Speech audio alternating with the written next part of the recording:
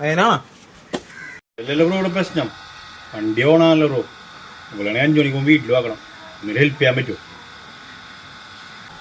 അതിനെന്താണ്, ഞാൻ സഹായിക്കാം.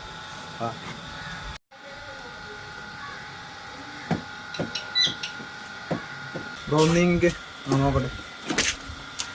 ശരി.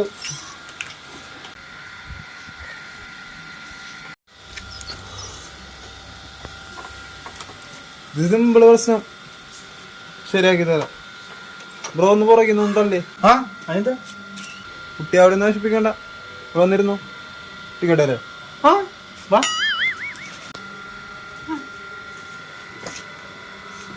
ഒന്നാമത് കേട്ടാ.